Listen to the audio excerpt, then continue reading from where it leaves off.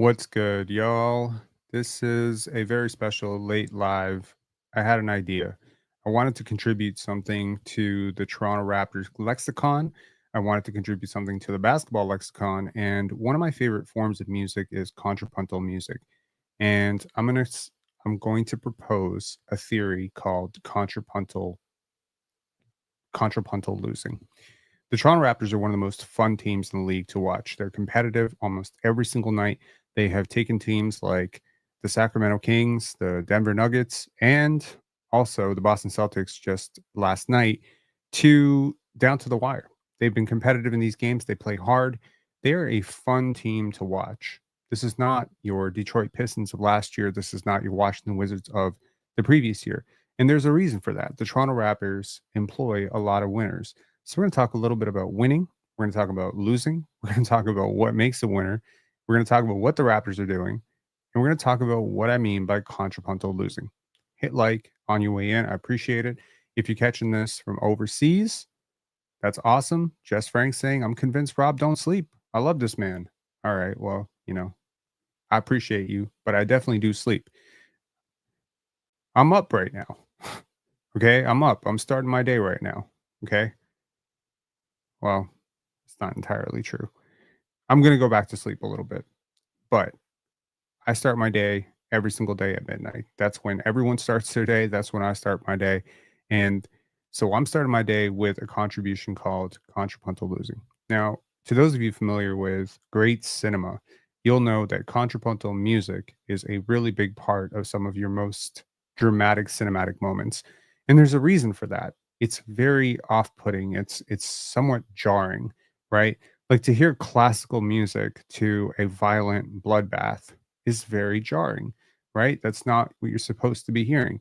So saying that a team that's 2-12 is fun to root for and fun to watch and super competitive and is generally doing the right things seems crazy. The Toronto Raptors are the worst team in the league right now, but are they? Are they really? Well, the record would say they are. Don't look now. The Portland Trailblazers have won 3 straight without Anthony Simons. And the Philadelphia 76ers will eventually, at some point, climb out of this hell that they're in at 2-10. The Toronto Raptors' real competition for that bottom spot right now is the Utah Jazz and the Washington Wizards.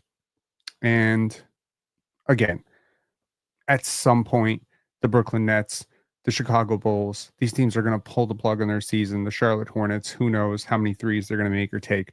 But take a look at one very interesting fact. Look at the point differential. See, if I sort for point differential, the Raptors aren't even a bottom 3 team in the East. Negative 7.4 is the point differential. The Raptors are finding new and interesting ways to lose every single game. They're not as bad as the Pelicans. They're not as bad as the Jazz. They're not as bad as the Wizards, the Sixers, or the Bulls. But they're worse than all of them in terms of the record. How does one do that? The Toronto Raptors currently have a win percentage of 14.3. The next closest, 16.7, with the Washington Wizards and the Sixers, who are 2-10 apiece. So that's where we are in terms of the standings, right? And it's important to realize that the standings are what counts. Moral victories don't count towards the tank. They don't count towards your lottery odds.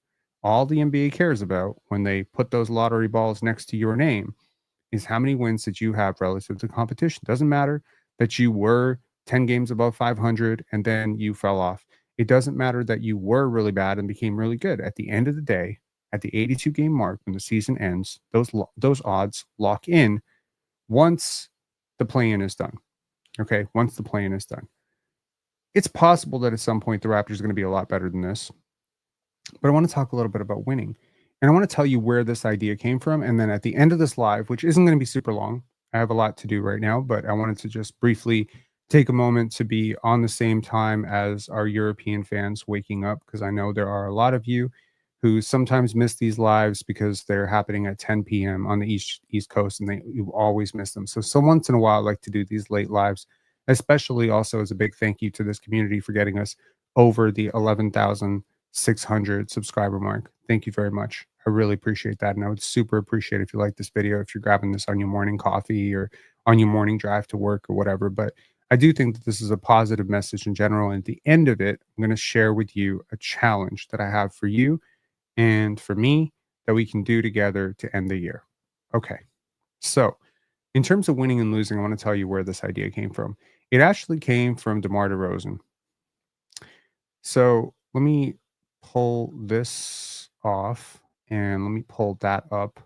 Give me 1 second. Bear with me. I'm going to pull this up. And I was told to watch this 2-month-old interview with DeMar DeRozan and Jeff Teague. And so I did with great interest because every single time DeMar speaks, he drops a gem. And this is one gem that DeMar DeRozan dropped that I really want to share with you guys because I think that it's going to highlight exactly why DeMar DeRozan never really won in Toronto. This is not trying to be disrespectful, but just hear me out. Like, they came to me and said, you have to shoot more threes.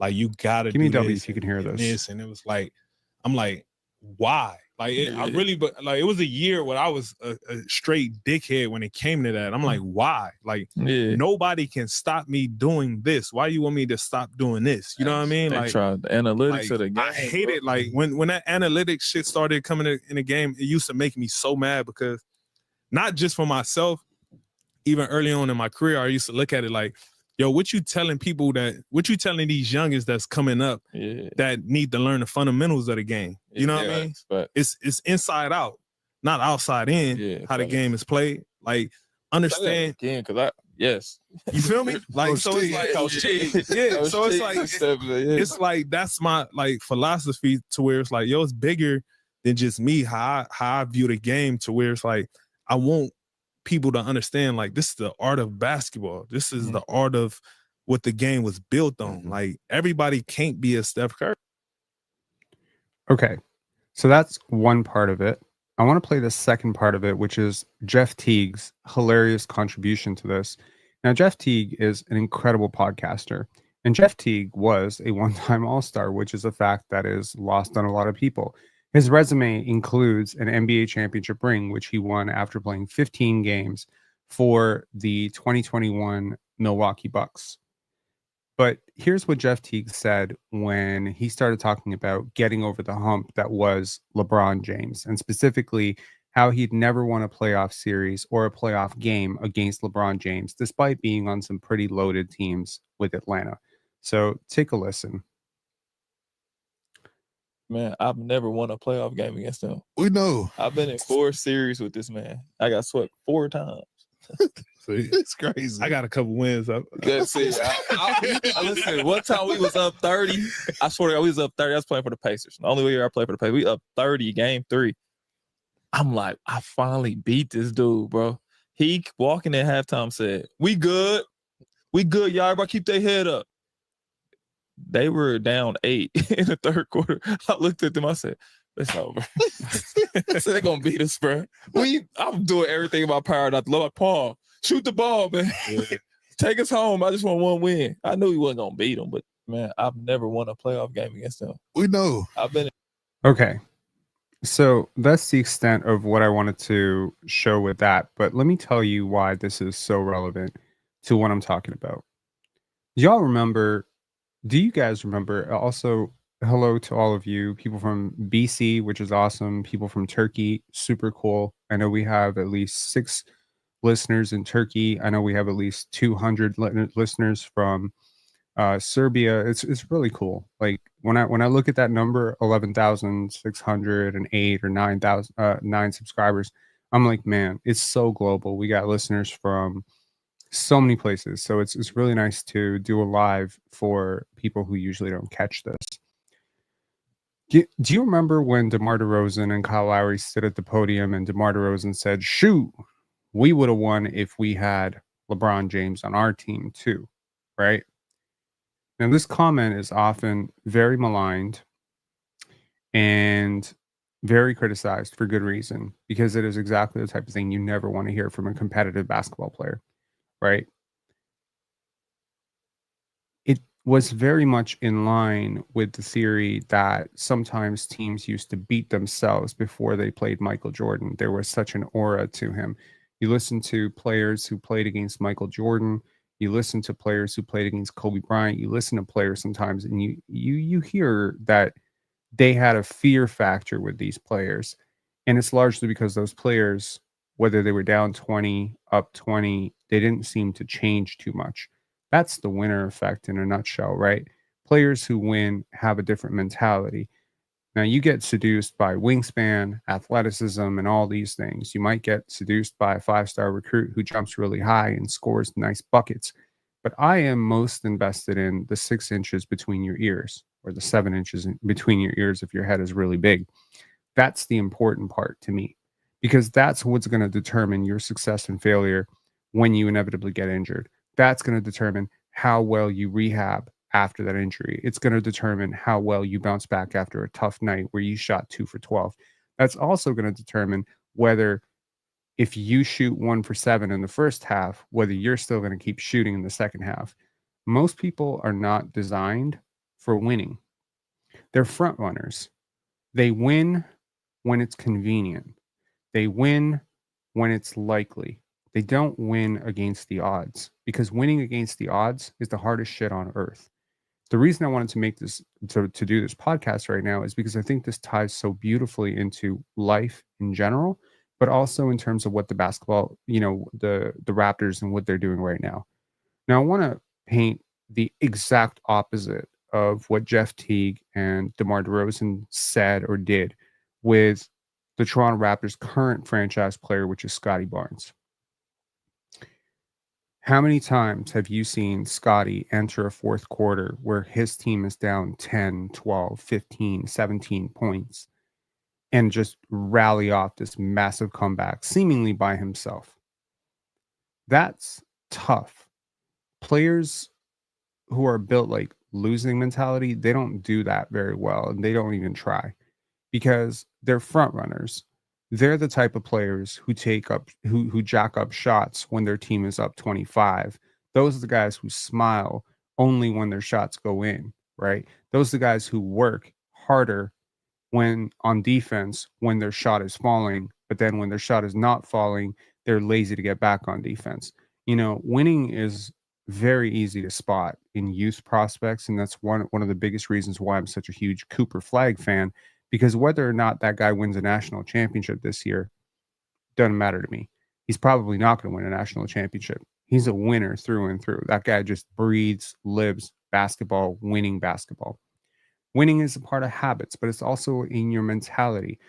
So when you think about it, consider the odds. The Toronto Raptors, in Scottie's rookie season, they're down 0-3. He goes out in the first game. He's working on a triple-double. His team is competitive when he goes out. Joel Embiid steps on his foot. He's in a walking boot the next day. We're like, Scottie's done. Maybe if we can make it to game 7, he'll come back. And what do we see? After game 3, he wins Rookie of the Year. Next thing you know, pre-game, an hour before the game, my friend sends me a DM. He's sitting there watching Scottie Barnes dunk the basketball. I'm like, what? This is not human. It's not possible. He shattered his ankle. What's going on here? He was in so much pain, but he came back and he played on one leg and he pushed that series to 6. He didn't want to see his team lose. He was a rookie. No one would have held it against him. There was zero pressure on him to come back. Nobody expected him to come back. There was no media scrutiny about it. There was no like, oh, he's soft if he don't come back. It's not like the media pressured him. That was his choice. It's not like the team pressured him either. He saw his team was down 0-3, and he decided, if I'm part of the winning part, if I'm part of this 48 winning season, then I'm going to join my team as we go out fighting. And closeout games are hard, and credit to the Raptors, they extended it to a game 6, which nobody thought they could do. Nobody. They were favored to lose that game by a lot. They were favored to lose game 5. They were favored to lose game 6. They competed against the odds, and they did it, by the way, with Scottie playing at point on one foot. They did it without Fred VanVleet. And I think that it's very, very important to realize that showed a lot of character from a 20-year-old. When he had a disastrous second year, he bounced back hard. And he came out and he became an all-star when the whole world was saying that he was a bum. Scottie is a guy who has endless resiliency, and resiliency is a huge part of winning. There are a lot of other things that are part of winning: how you communicate, how well you take coaching. Consider DeMar DeRozan's statement about taking threes or not taking threes. Consider the fact that because in the interview he talks a lot about his idols, guys like Kobe Bryant, guys like Joe Johnson, guys that he patterned himself after, and how those guys played a certain aesthetic of basketball. And it didn't really matter to DeMar that the entire league went a different way or that his team needed him to play a different way. That didn't matter. What mattered is what DeMar wanted to do. And I'm not trying to paint DeMar as a selfish player. He's not a selfish player. He was a great player for the Raptors. He's a monumental success story. He's an incredibly hard worker. But understand what I'm saying, that openness to experience and adaptability are a huge part of winning in life. You see what I mean? If you are a person who believes that railways in 2024 are the best business model because your grandpappy and your grandpappy's grandpappy worked at the railway station, you lack adaptability. You aren't future proof. You lack the courage to change. You know, this ties very well into, politics. It ties well into life in general. Do you change? We often ask ourselves, why do people stay in countries when things are obviously falling apart? Why don't they leave? There's so many cases in history where you could look at a person and say, why didn't they leave? Misguided omerta would be the word. A code of ethics. No, we stay. No, you refuse to change because change is hard.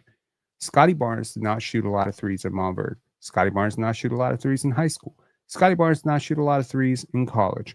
But Scottie Barnes, when he got to the NBA, was told by everybody, you're going to have to shoot threes at the next level. And so what did he do? From the draft, from FSU season ending to the draft, all he did was work on his jump shooting. Last offseason, jump shooting. Previous offseason, jump shooting. Last night, jump shooting. It's been a constant work in progress, and we have seen results. He averaged 2.6 three-pointers attempted per game as a rookie, and by year 3, we were at nearly 5. He even had a game against the Boston Celtics where he attempted 15. That is growth. That is coachability. That's adaptability. I'll tell you what else is a really, really big green flag for me with Scottie. As his team eroded around him, as the chemistry was bad, he got disgruntled. He didn't just go with it. He didn't participate in it. When he saw that something bad was happening around him, which is the selfish culture that Masai Ujiri himself has alluded to. Hey, look, as the pioneer, the absolute pioneer, as the person who led the movement for the Toronto Raptors playing selfish brand of basketball, this is absolutely bullshit and insufferable and hard to watch, and was called a hater, a conspiracy theorist, and whatever else by the Raptors media, by other content creators, and whatever else, by a lot of fans, by some of you, so not you because you're here, but a lot of people unsubscribe because they're like, what is he talking about? The Raptors are winning. But I'm like, yo, the Raptors are terrible. Even after a win, I would criticize, how selfishly the Raptors would win. And after a loss, I would rip them to shreds. And people said, this is not a real Raptor fan. Well, much like Scottie Barnes, I am not a person who lacks the courage to speak my mind, even when speaking my mind might get me scolded, yelled at, lose subscribers. That's the winning mindset, and that's what you do when you care about your team. When you care about your team, you protest when things are going bad, right? You should, at least in theory. But what losing players do is they go with the flow, because disrupting the flow is requiring to go against the current, and it's hard. It's easy to go with the flow. Think about your own life. Are you the type of person, tell me, if you're watching this later, definitely comment. I would love to know about this. Are you the type of person where your friend group decides, hey, we want to go have Chinese food? And you're like, sure, even though you hate Chinese food? Or are you the type of person that's going to be like, no, I hate Chinese food. I'm not eating Chinese food. Or are you the type of person that's full, don't want to eat anything? You go to the restaurant with your friends who are all very hungry, and you're like, I have to order something because everyone's eating, so I got to eat too. Are you the type of person that's going to sit there and be like, no, I'm good. I'm just going to have some water. You know what I mean? This may not be the most coherent example, and it may not be the best example of it, but it's difficult to go against the tribe because we are subconsciously wired to go with the flow. It's a survival mechanism, right? Like you don't want to be the black chicken in the white coop, right? In the white group. You just don't want to be the dark sheep, right? Because people pick on people pick on the outsiders, right? And you don't want to be the outsider. So you're going to be the consensus builder. You're going to be the person who's going to hear, like, I'll give you another example. This is a great example. You're at a crosswalk, right? You're watching the light. Two people start walking and you immediately start walking. But you all realize as you get 3 steps onto the road that the sign hasn't turned to walk. It's just 2 people decided to jaywalk, and a lot of people went with that, right?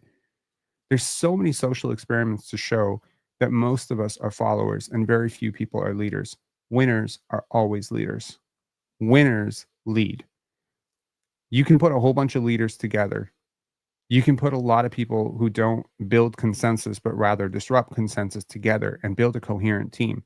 But winners lead. Losers follow. Right?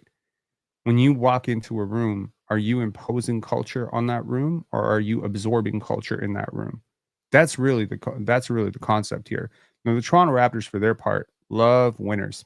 They love winners. Masai Ujiri has often mentioned that one of the big reasons for selecting Scottie Barnes, apart from his gaudy measurements and great analytics and, just the person that he is and the player they project him to be, is how many times he mentioned the word winning during his draft interview. According to Masai Ujiri, it was over 45 times.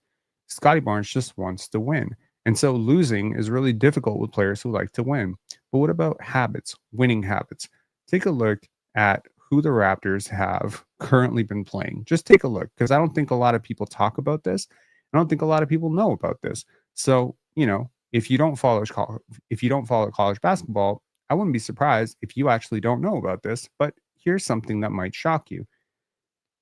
Did you know that the Toronto Raptors employ 2 starters, the guys who started the majority of the games so far for the Raptors, who both won national championships? Davion Mitchell and Ochai Agbaji won back-to-back national championships. Davion Mitchell was 28-2 in a COVID-shortened season with Baylor, and Ochai Agbaji was the final 4 most outstanding player with the Kansas Jayhawks when they went 34-6 in 2021, 2022, respectively. So added in the fact that the Raptors had a rumored interest in 2-time national champion Donovan Clingan in the 2024 draft, which I think a lot of us heard about, and you start to see a clear trend. What about the winningest player in college basketball over the last 4 years? Here are Jamal Shead's Houston Cougars win-loss records by year. In 2021, they went 28-4. In 2022, they went 32-6. In 2023, they went 33-4. And in 2024, they went 32-5. Okay. So as I wrote here, it's likely Jamal Shead will lose more games by Christmas than he did in 4 years playing in Houston. That's tough, but that's the NBA. So look, winning is a mindset. Winners win. They say this a lot, right? They say winners win. What does that mean? Winners win. Are you a winner? Do you know what it takes to win?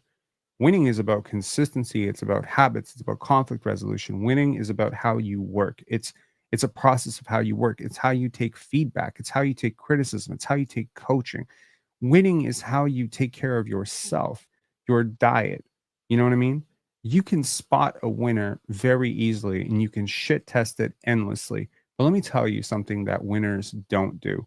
Winners don't show up to camp consistently out of shape. Winners don't take their rehab lightly. Winners don't take losing lightly. They don't just brush it off. It hurts. When you're a winner and you lose, it hurts. But winners also don't spiral after a loss. You didn't see LeBron James panicking when they were down 30 at halftime, right? That's why they came back. One of the biggest myths that DeMar DeRozan is trying to peddle around, and I don't blame him, but call it what it is that the Toronto Raptors in 2019 would have won with him. No, they wouldn't have. You know why? Because when the Raptors went down 2-0 against the Milwaukee Bucks, players like DeMar fold. That's the difference.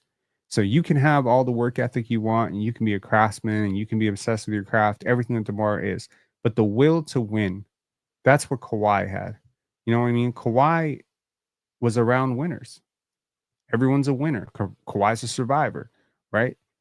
Kawhi learned how to win from the San Antonio Spurs. He just does winning shit. That's probably why the Raptors keep importing players from the Spurs. They're trying to import that culture. It's probably why they keep drafting players who win so much, because they're trying to infuse their organization with all these winning habits. So you're importing all these winning players, and you're trying to instill all these winning habits, and you're playing two-way, and you're preaching accountability, and you're preaching ball movement. Literally everything the Raptors are doing is designed to win basketball games. Why are they not winning them? How the hell can the Raptors do everything right, but they're 2-12? How is a team that competes as hard as the Raptors do every single night, generates the type of shots that the Raptors do every single night, competes their tails off defensively every single night? How are they not better? And how come? And why is it unfair that some of you will often ask, Rob, is this like the Pistons last year? If the Raptors don't win until December, is this like the Pistons losing streak last year? It's so different than the Pistons. Let me give you an example. Cade Cunningham has weaknesses. Cade Cunningham has strengths. What did the Pistons do for the last 3 years? They pushed him right into his strengths every single game. They allowed him to play exactly one way, and it is exactly the way he plays today. He just racked up another triple-double today. Hallelujah. I don't care. Rack up all the triple doubles you want, man. I think he has 5 on the season. It doesn't matter. It doesn't matter. Andre Blatch nearly had a triple double. Ricky Davis almost had a triple double. These things don't move me. I don't care.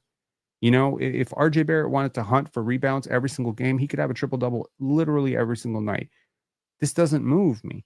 What moves me is putting players into positions where they will likely be unsuccessful in the process of development, right? Forcing RJ to go right is forcing him to do something that's uncomfortable. Forcing RJ to be a playmaker instead of a midi pull-up scorer is doing something that makes him uncomfortable. That's making him grow. You know what I mean? You don't go to the gym and lift 35 pounds every single day for 5 years. At some point, you got to move on to 40, 45. You got to feel that pain. You got to feel the break. The gym part will come in right, towards the end of this live. I got a challenge for y'all towards the end of the year. So I think that it's really important that the Raptors are putting these players into positions where they are deeply uncomfortable. Jonathan Mobo is being asked to shoot threes. Jonathan Mobo did not make a single three in college basketball over the last 2 years. He didn't make a single three last year. That's a big reason why an athlete like that fell the way that he did. Jonathan Mobo is not good at finishing over 7'1" type of length. So he's going to have to finish over 7'1" length. Right? Grady Dick, a great marksman and great three-point shooter in Kansas. What was the concern coming into his NBA career? Is he going to be able to take contact at the rim? Is he going to be able to finish around the rim? Well, look at Grady finishing around the rim. Oh my God. Look at Grady doing pull-up friggin' mid-range shots every single day. Is that his strength? It certainly wasn't last year. It's going away from what is natural to you and building something that is completely unnatural for you. It is the exact equivalent of a dude who goes to the gym every single day and builds his shoulder and skips leg day every single week for 5 years. It's putting that dude through 3 months of leg days to balance him out. You need balance. Jonathan Mobo's only pipeline to success in the NBA is going to be shooting threes. Guaranteed. If he wants to be on the NBA court, he's going to have to absolutely shoot threes, and he's probably going to have to learn how to play the wing. Not natural for someone who's been playing big for the last few years. Okay, cool. Is Jameson Battle ready for major time NBA minutes right now? No, but he's playing them. Is Jamal Shead Are Jamal Shead and Davion Mitchell ready to man 48 minutes of point guard play? No, but they're being thrust into it. The Raptors have taken a very calculated approach to what is not tanking, but rather contrapuntal losing. Okay. They're pushing the limits of what they can do within reason, right? I want to impress something on you. There's a lineup combination that the Raptors could have played multiple times this year that would have resulted in a win in place of a loss. There are things they could have done, been more conservative with some of their defensive coverages when they weren't working, being less aggressive with their ball pressure. There's certain matchups that they could have milked more. There's certain shot diets that they could have leaned into more that would have been more conducive to immediate success. So why are they not doing it? Clearly, it's because they're trying to lose. No, they are not trying to lose. The Raptors have never gone out in a single game this year with the mandate, we're going to lose. What they've done is they have strategically set up a game plan that is designed to lose and then tried to beat it. Okay. This is the logical equivalent of trying to watch a comedy show while lifting weights and trying to play a chess match, right? Like, you're not trying to lose. You're just not doing everything you can to prevent the loss. See, if the Raptors wanted to play Chris Boucher a little bit more, play RJ Barrett at the point, they could probably win a lot of these games. I'm going to be very real with you, 100%. You stop playing Jamal Shead and Davion Mitchell 48 minutes a night. You stop playing, some of your less effective lineups. And I mean, the lineup data is clear at this point that a lot of the Raptors lineups are very ineffective. You stop playing some of those units, you definitely have at least 4 to 5 wins at this point. Easy 4 or 5. Would you feel better about that, though? Nobody wants to be the worst team in the league. It's embarrassing. It's humiliating, especially in the age of social media. You get clowned mercilessly for it. People clown you for it. If I go on the panel, I'm not part of the Raptors. I'm not part of the Raptors organization. I don't work for the Raptors. But when I go on the panel, they're like, "Pat, your team is shit." That's why people don't want to lose. It's socially humiliating. That's also why people don't want to change careers, because it's tough for a bit. You might not make as much money as you used to make. You know how hard it is? Anytime I hear, my friend Paul, shout outs to Paul, he was a very successful lawyer for years, one of the more successful lawyers in the country. And suddenly he just lost passion for it. It wasn't giving him joy anymore. So he walked away from it, decided to do something completely different and not tied at all to law. And a lot of people looked at him like he was crazy, because we as a society are taught to believe that this is the highest ideal. And we like to pick on people who deviate from the norm. See, because every single game you're taught that winning is good, right? You were taught winning is good. That's the benchmark. You got to win, right? What happens when you take a backward ideology and attempt to transport your stupid mentality onto a progressive, well-adjusted mentality? You will have conflict galore. Okay. A lot of us were immigrants. I'm an immigrant. Were you an immigrant? Maybe you were. We grew up with this get an A or, you're dead to me kind of mentality, right? I think a lot of immigrants grew up with that mentality. I certainly, had a lot of that, right? I had a friend of mine, let's call him Joe. Okay. And I think I mentioned this in a previous live, where I was one of the smarter kids in my school, in my grade. And he would come up to me every single day and he would ask me, how much did you study last night? How much did you study last night? He was very persistent in asking me how much I studied every single night. He'd ask me, how much did you study? How much did you study? At some point I got really frustrated. I'm like, bro, why you always ask me how much I study? He's like, oh, because you're the top kid in the class. You always get straight A's. My parents want me to ask how much you study. And I'm like, oh, that's nice. It was later that he would tell me they ask me how much you study so that they can double how much I study. So every single day that I study 4 hours, if I tell him I study 3 hours, they tell him to study 6. I asked him why. Why is there a calculus? He said, because you're white. My parents said, find the smartest white kid in the class and study twice as hard as him. Okay. But that's interesting. So when that's your mentality, A or bust, then you probably come to the same mentality of win or bust, first place or last place. You know what I mean? If you're not first, you're last. That kind of mentality. And that's really difficult to get out of, because that's our sports psychology. Did my team win today? Oh, I feel good. I feel good. You know, you feel that endorphin high because you won. Was my team entertaining today? Did my star get a triple double today? That's marketable, right? You know what's not marketable? Davion Mitchell going 1 for 9 from the field. That's not marketable. RJ Barrett 7 points. It's not marketable, but it is necessary. Super necessary. I mentioned in a previous live that Scottie Barnes can bully the shit out of twos. What he can't seem to do is bully the shit out of fours. And so you're forcing development in a different way, right? Yesterday I talked, or this earlier, I guess earlier today or yesterday, it was the Grady live, where we did this live about how the Boston Celtics guarded Grady Dick and the Raptors went for the low-hanging fruit, etc. Ultimately, forcing Grady to deal with a coverage that he's not ready to deal with right now is great. It's going to make him better. That's the process, right? So, Ixis saying, question, externally, Raptors are 2-12 team, but they know they're better. How do you think we can take advantage of this disparity? I smell an opportunity here. Well, I mean, obvious answer is trade your draft pick and then just get way, way better, right? Trade a protected, top 7 or 8 draft. I don't know, like, or even like a future draft pick, like even a 2030 or a 2028 or something like that, or 2026. I don't know. Like you would, of course, like the Raptors are not really a 2-12 team. I mean, they are, for the record, they are a 2-12 team. The standings are not lying to you, but they're not playing like a 2-12 team, and they won't be a 2-12 team when they get healthy. Their practices do not strike me as a 2-12 team.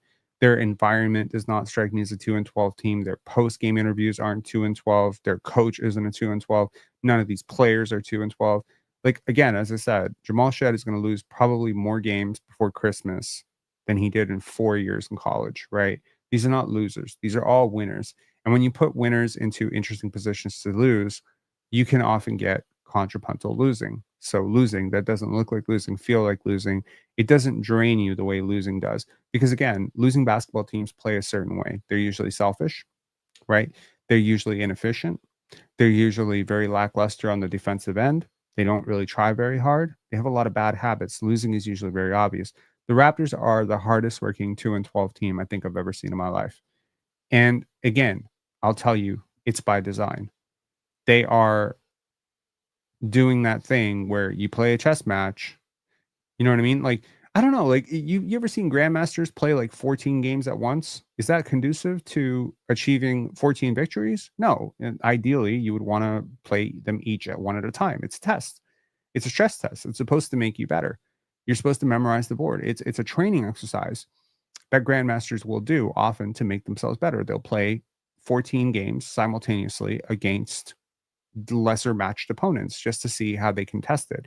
So I think the Raptors have the best architects on the front line of this. Ivo Simovic, Darko Rajakovic, John Mamalela. Their coaching staff is pretty cool in terms of achieving the type of results you're trying to achieve long term, having the clearest vision of what you're trying to do long term, and understanding that this is going to be a road, right? This is not political speech. This is not me excusing the Raptors being bad or giving you a reason, even telling you that this is what you should be watching or why you should be watching. I'm trying to tell you what you should be watching for, right? Like, y'all might be watching for wins and losses, but really by the end of this season, I promise you, this is not going to be the same team. It's not going to feel like the same team. And going into the next offseason, if you have a top 5 pick in this draft, sitting pretty. If you don't have a top 5 pick, still sitting pretty, because again, the Raptors are the maximum hedgers, right, of the NBA. When you think about like what this team likes to do, they like flexibility. They like I worked at a hedge fund. So our purpose is to protect ourselves in case of chaos, right? You don't want exposure on you don't want unhealthy exposure. So for the Raptors, they are very much operating like a hedge fund. And maybe this is like it's too late in the night for me to articulate exactly why they're operating like a hedge fund, but I've noticed it a lot of times where they are doing things to protect themselves in case of all outcomes, right? So right now, they are trying to build a winning team, right? By forcing growth from their key contributors. If Grady and Scottie take a jump and IQ takes a jump and RJ takes a jump to the point where they can sustain a roster this week, then they have the type of asset flexibility to quickly rebuild something very competent around them and then instantly boost themselves into a contender. If Grady, Scottie, and RJ and Emmanuel quickly take longer, Jacoby takes longer, well, then they have all their asset flexibility for the inverse, right? Jakob Poeltl is a somewhat tradable contract. He's being exhibited very well right now. There's obviously a contender out there who could probably use him, especially in light of his recent play, 60 points over the last 2 games. So again, they maintain that flexibility on both sides. I just think that the complexity and precision with which the Toronto Raptors are doing what they're doing right now is unlike most tanking teams I've ever seen. Examples that are close to this, the Spurs last year. The Spurs last year were pretty good, pretty close to this. They knew Wemby wasn't super NBA ready right away. They knew he was going to struggle through the first, month and a half to 2 months. So they decided to use it to run Jeremy Sohan at point. Things like that, can be forced development. It's a really good example of something that the Spurs did. There's things that the Memphis Grizzlies did last year with Gigi Jackson, etc. There's things that the Blazers did last year with Tamani Kamara. The Raptors are not the first team to play a lot of young players and lose a lot of games. I just think that in contrast to a lot of other teams that are doing the same thing, the Raptors are much, much better at doing it. And because they are pushing players away from their most natural tendencies and putting them into unnatural positions, they are forcing absolutely like the best amount of growth. Okay, here's my challenge for you, because I don't want this to be like a rambly 2-hour live where I repeat myself 100 times just because I'm kind of like, hearing the sound of my own voice. Okay, so prior to the pandemic, I was in incredible shape, and I am no longer in incredible shape. I don't go to the gym very much. I probably haven't taken care of my diet in a very long time, and it's kind of stressing me out. And I got to tell you, watching Mike Tyson lose that fight was such a painful reminder. I think, like, probably more so for some of you who are even older than me. But, like for me, I'm in my mid 30s now. And that was just a painful reminder that this shit is coming for all of us. Watching, a dude who was the baddest man on the planet when I was a kid look like a senior citizen out there, knowing how well he's probably taking care of his body for most of his life, got me thinking, I don't want to be like that. So I'm gonna show y'all something. I don't think I've ever shared this online. But prior to the pandemic, this is literally, these pictures were taken like a month or so before the pandemic. Bro, I was like built. Okay. Like athlete built. And then suddenly the gym closed down and I just stopped going. I stopped going. And I was taking care of my diet for a bit, and then that went to shit too. And then I started smoking a bit, and then it just spiraled from there. And then next thing you know, I was having beer all the time. So it's just like, man, how did this happen? How did I let it happen to me? Now, one person that's been on this channel a few times for interviews was Scottie's trainer, Brian Macon. And Brian has this really cool philosophy that I have since adopted. Like 4 years ago, I adopted this largely because of him. It was 3 years ago, I adopted this largely because of him, which was about closing strong. See, a lot of people like to start strong. Some people like to close strong. And one of the things Brian's always preaching is closing out quarters, closing out years strong. So unlike a lot of people who are trying to celebrate their year, from December 1st all the way to January, and they're like, oh, on January 1st, I'll start. Brian likes to meet the new year a different way. And I've always appreciated that about his approach. So we are currently on November 18th, which means there's a little over 40 days left in the year. That's a scary sight. We're almost in 2025, guys. So if you are like me, if you're one of those people that lost some element of yourself during the pandemic, which happened in 2020, by the way. Don't mean to scare you. Time flies. If you're one of those people that lost some element of your social life, lost some element of your hobby, lost some element of yourself, lost a relationship, lost your body, your habits, your positive diet, I don't know, something, whatever you lost, let's do this as a community and get it back together before January 1st. Don't do it on January 1st. Don't do it like, don't be like, oh, I'm going to do it in February. Don't, fuck that noise. Do it now. Let's do that together now. I'm going to do this with you. And every single day, hopefully, you're going to see the change in my face. You're going to see me getting younger. You're going to see me looking better. You're going to see me being more active. You're going to see me just being a better version of myself. I'm ready for that change.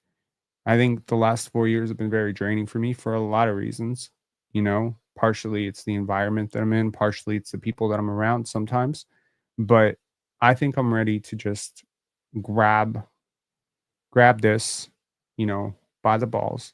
And I'm very, very pleased. Please understand that I'm very, very pleased with everything that I've done in my life so far. I've started a film festival, which is almost 9 years old at this point. I've directed 13 films. I've, you know, been very successful in my career. And now I get to do something that I love for a living, which is talk about basketball on the panel and talk about basketball in here and, you know, get paid to edit, you know, basketball stuff and, you know, get paid to write scripts. Like, this is my life. I'm like 80% of my income comes from basketball. Wow. That's so cool. That's so cool. But it's not enough.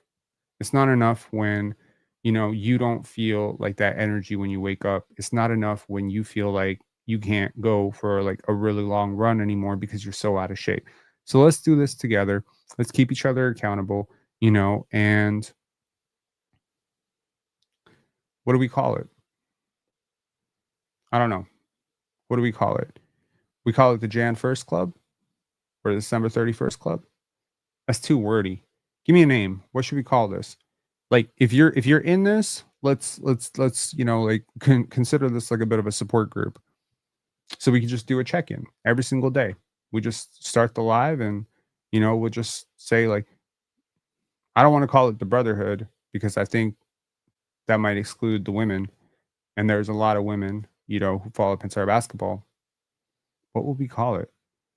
Oh, damn. I love it. I love it. Falcon Acer, you win. The fourth quarter. Fourth quarter gang? Can we call it the fourth quarter gang? Okay. Overtime gang? Fourth quarter gang. I like it. Fourth quarter gang. All right. So, fourth quarter gang. That's great. Fourth quarter gang it is. So, fourth quarter gang, fourth quarter team, whatever you want to call it. Let's do this together.